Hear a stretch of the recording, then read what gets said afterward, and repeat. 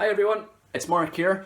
It's been a little while since I've seen you all at Messy Church, and it's going to be a little while before we can get together in the building again to enjoy the kind of fun that we've had in the past. If you're new to Messy Church, a very warm welcome to you. What we do at Messy Church is we do crafts, we do fun activities, sometimes baking, and we do Bible stories and songs. And all of these things are to try and help us to understand who God is and understand who we are a little bit better.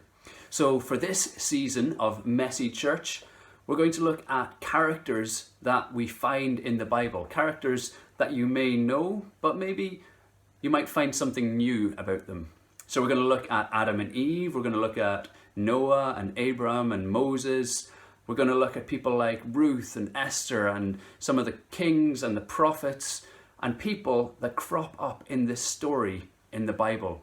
We're going to find out how these people's stories connect to one another and where they fit in God's story. And then we're going to see how that connects to your story. So I hope you do join us on this journey together as we find out a little bit more about these Bible characters, and hopefully find out a little bit more about God and his story together.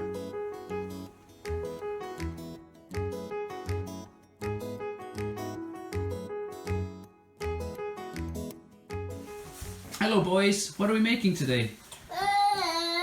We're making Sesame and some apples. Okay, what things do we need to make that with?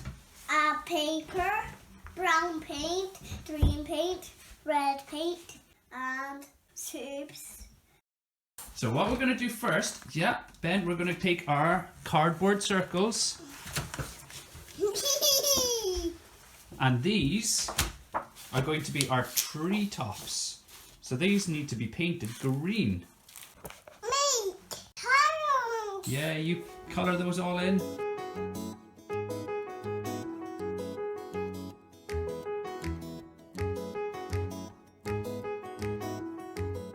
Well done, Ben. You're nearly done on both sides.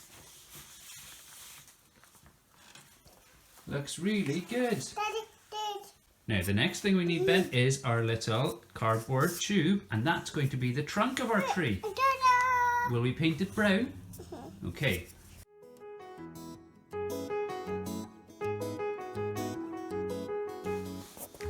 And that's what our tree trunk looks like after it's been painted. Very good, Ben. Let's see your tree trunk, Sam. Excellent. So now what we have is we've got two big green circles, and they're painted on both sides, and we're just letting them dry, and we have two tree trunks. We need to do a little bit of cutting to make our tree the right shape. So what we'll do first is we will fold it in half. I know what to do. Okay, and then we'll cut the tree along that fold.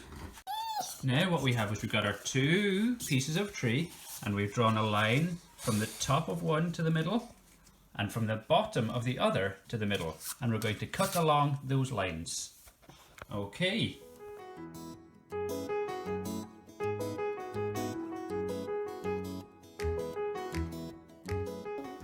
Now we've got our two pieces stuck together. So we need to make 4 little cuts in our tree trunk. Okay, you've cut that nicely, Samuel. 3 cuts. How many cuts? 4 cuts. 4 cuts. Now, show me your tree, Samuel. Ta-da. Now we get to draw some fruit on these trees, don't we, boys?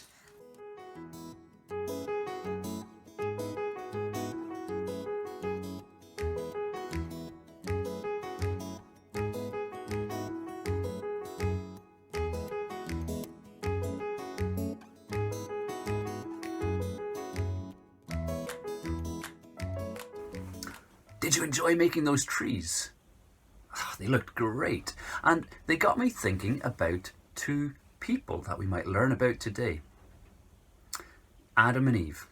Adam and Eve have a tree in their story, but also it got me thinking of another kind of tree, a family tree. Have you ever seen a family tree? Maybe you've got one at home. It's a list of names of people that you're related to. Your parents, their parents, and their parents, and their parents. And lots of people have these. And some people could write lots of names on these, and some people could write hardly any.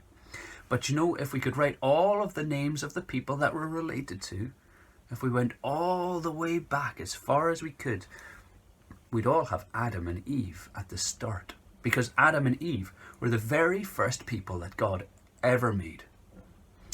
They were created by God, and they lived with God in a perfect place and in a perfect friendship with God. They lived in a place called the Garden of Eden. And God loved them, and he cared for them, and he made them special. He put them in charge of everything else he had created. And he made them to be a little bit like him, to display or to reflect or to show his beauty and his love and his grace and his generosity and his creativity. People do that in a way that no other creatures do. Adam and Eve loved living in the garden, and they walked and they talked with God everywhere in it. God gave them one rule though in the garden. There was a tree, and they weren't to eat the fruit on that tree. God said if they did, that they would die. And so that was out of bounds. Now, some of us have rules, don't we? There's places that we're not allowed to go. There's things that we're not allowed to touch. Sometimes there's maybe even things that we're not supposed to eat. But you know, the rules that our parents or our adults give to us, they're for our good, aren't they? They're to keep us safe, stop us getting hurt or sick or injured, and that they're there so that we enjoy life, even though sometimes it doesn't feel that way. Sometimes we think rules are just there to spoil our fun. God's rule for Adam and Eve was to keep them safe and to keep them in a perfect friendship with God so that nothing would get broken, no one would get hurt or injured or die. But you know, the really sad thing about Adam and Eve's story is that they forgot that God's rule was good. And they forgot that God was good.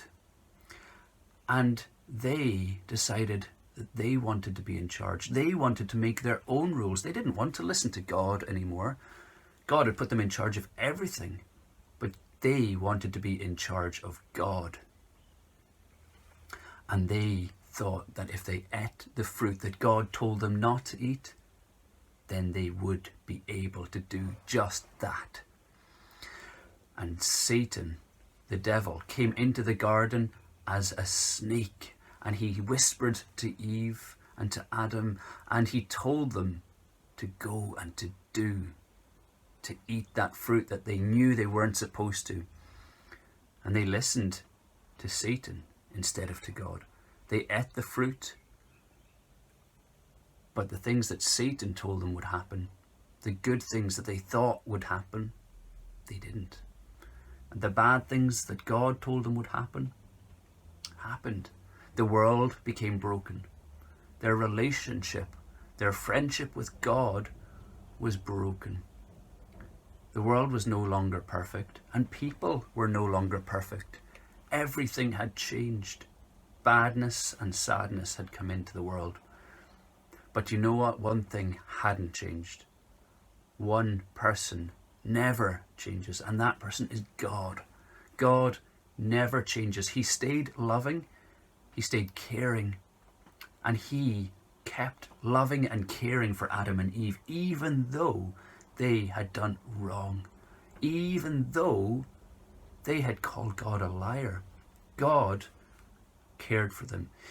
He had to put them out of the garden because God was so perfect that he couldn't have anything imperfect living with him. They had to go away, but God sent them away, and he gave them clothes to keep them warm. He gave them food, and he gave them shelter and everything that they would need to survive. And he gave them something even better. He gave them a promise that he would send someone to undo all of the badness, all of the wrong, and someone who could take away all of the badness that was now inside Adam and Eve. We're a part of Adam and Eve's family. And because they had that badness in them, we have that badness in us. We're not able to be in a relationship, in a friendship with God like they were before they ate the fruit.